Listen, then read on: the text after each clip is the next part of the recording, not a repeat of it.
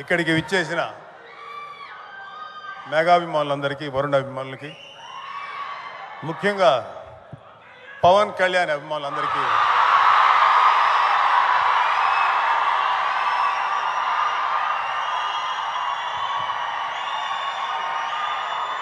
ఇప్పుడే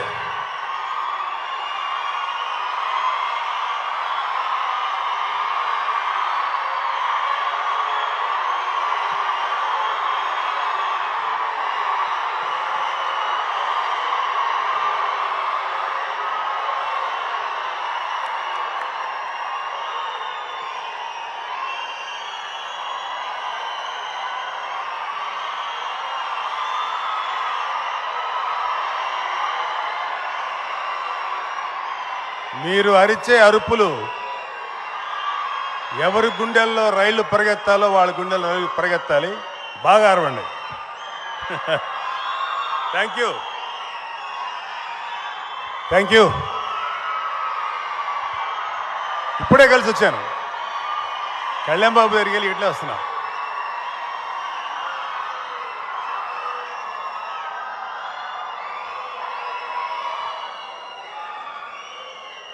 thank you.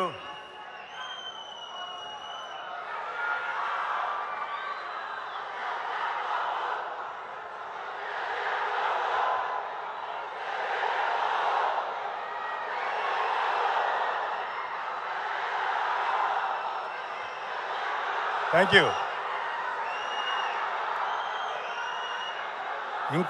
ఇంకా మీ ఎనర్జీ అంతా దాచుకొని ఈ నెల ఈ ఇయర్ 2024లో రాబోతున్న జనరల్ ఎలక్షన్స్లో మీ సత్తా చూపించండి. ఆర్మీ వాళ్ళలాగా, మిలిటరీ వాళ్ళలాగా గన్స్కి వీటికి ఎదురెళ్ళక్కర్లా. చేతిలో ఒక ముద్ర ఉంటుంది, గొద్దండి దాని మీద. Janasena TDP alliance. Thank you. యాక్చువల్గా 1 సెకండ్ అమ్మా ప్లీజ్. ఇంకేంటంటే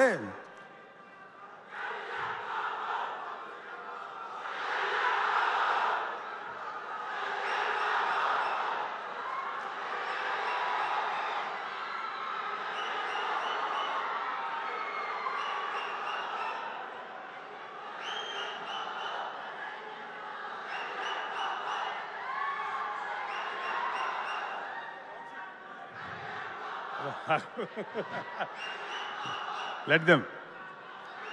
వాళ్ళకి చాలా ఎనర్జీ ఉంటుంది.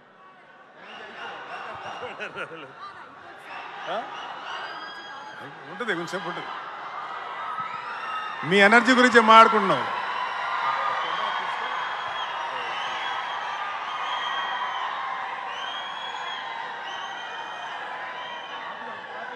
Thank you. ఆ కెమెరా కొంచెం అంతే, అలాగే ఉంటుంది. Thank you. ఇక్కడ మనందరం మాట్లాడుకోవాల్సిన విషయం, నేను ఈ సినిమా గురించి కంటే కూడా వరుణ్ గురించి మాట్లాడటానికో, దర్శకుడి గురించి మాట్లాడటానికో, సోనీ కంపెనీ గురించి మాట్లాడటానికి రాలేదు. ఇండియన్ ఆర్మీ ప్రైడ్ గురించి మాట్లాడటానికి వచ్చాను. ఎందుకంటే మా ఇంట్లో ముందు ఈ స్పీచ్ మా అమ్మని తలుచుకొని ఇవ్వాలి. మా అమ్మ ఒకటే మాట అంటుంది, పొద్దున్నే లేచి నా బిడ్డ ముగ్గురు బాగుండాలి, నా కూతురు బాగుండాలి, మిగతా అందరి బిడ్డలు బాగుండాలి, ముఖ్యంగా బోర్డర్లో నిరంతరం మనల్ని కాపలా కాస్తున్న సైనికులు వాళ్ళందరూ కూడా ఏమి కాకుండా వాళ్ళని కాపాడే దేవుడాన్ని మమ్మతనం పెట్టుకుంటుంది. నేను నిజంగా ఆశ్చర్యపోయా, ఏమో అలా ధనం పెట్టుకుంటావా అన్న. నాకు కొంచెం సిగ్గేసింది. అంటే మాకు మిలిటరీకి మా ఇంట్లో టచ్ ఉంది కాబట్టి మాకు లేదు. మా అమ్మగారి వాళ్ళ నాన్న ఎక్స్ మిలిటరీ మ్యాన్, మిలిటరీలో పనిచేసి వచ్చిన ఆయన. మా అమ్మ వాళ్ళ మేనమామ మిలిటరీలో పనిచేసి వారిలోనే చనిపోయిన వ్యక్తి. అలాగే మా నాన్న అన్నయ్య, మా పెదనాన్న, ఆయన కూడా మిలిటరీలో పనిచేసి రిటైర్ అయిపోయి వచ్చిన వ్యక్తి. సో మిలిటరీ తోటి మాకు ఒక అనుబంధం ఉంది. సో మీరు ఒక 2 ఇన్సిడెంట్స్ చెప్తాను, దాని తర్వాత నేను దిగిపోతాను.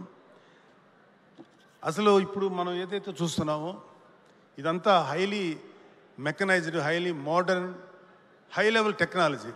ఏమీ లేనప్పుడు ఐ థింక్ ఫస్ట్ 1965 పాకిస్తాన్ వార్లో యుద్ధం జరుగుతుంది. మన ఇండియన్ ఆర్మీ అంటే మోస్ట్ డేంజరస్, అంటే చాలా riskiest among all army, air force and నేవీలో అత్యంత రిస్క్ ఏంటంటే ఎయిర్ ఫోర్స్ వాళ్ళది చాలా రిస్క్. ఎందుకంటే ఫస్ట్ వాళ్ళే మెనూరింగ్ చేసి ఫస్ట్ అటాక్ వాళ్ళు చేస్తారు జనరల్గా, నాకు తెలిసినంతవరకు అది.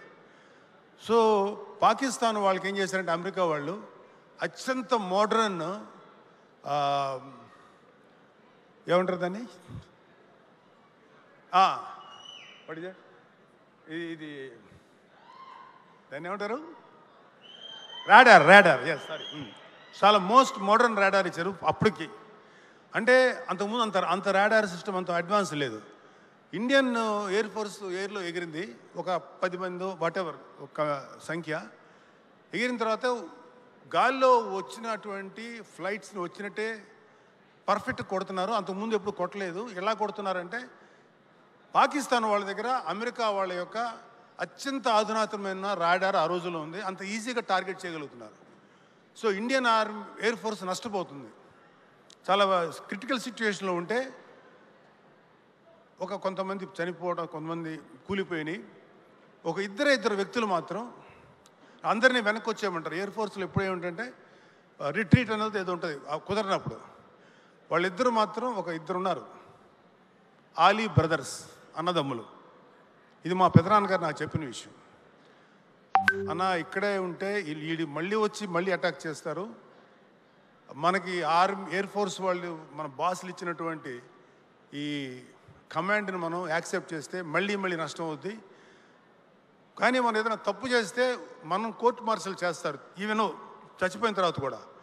కానీ అయినా పర్లా, కంట్రీ బాగుంటుంది. మన ఎయిర్ ఫోర్స్ చాలా బాగా యుద్ధం చేస్తే తద్వారా ఫాలో అవుతున్న ఆర్మీ అంతా చాలా ఎఫెక్టివ్గా పనిచేస్తుందని తెలుసుకొని వాళ్ళిద్దరూ దే ఐడెంటిఫైడ్ ఎక్కడ రాడార్ సిస్టమ్ ఉందో. మేబీ చాలా పెద్దవి ఉండొచ్చు, ఎంత పెద్ద హ్యూజ్ స్పేస్లో ఉండొచ్చు ప్లేస్లో. ఈ విమానాలన్నీ వెనక్కి వెళ్ళిపోయినాయి, రిట్రీట్ అని చాలా వరకు. వాళ్ళిద్దరూ Ali brothers, own brothers, they are pilots. ఇద్దరు కరెక్ట్గా గురి చూసి చెరొక వైపు నుంచి కరెక్ట్గా రాడార్ సిస్టమ్ని కొట్టేసి ధ్వంసం చేశారు. ఫస్ట్ సూయిసైడల్ కమాండోస్ వాళ్ళు, మళ్ళీ దెబ్బకి పాకిస్తాన్ తేరుకోలేదు. ఇండియన్ ఆర్మీ అద్భుతంగా యుద్ధం చేసి చాలా గొప్ప విజయం సాధించింది. అలాగే ఇంకొక ఇన్సిడెంట్,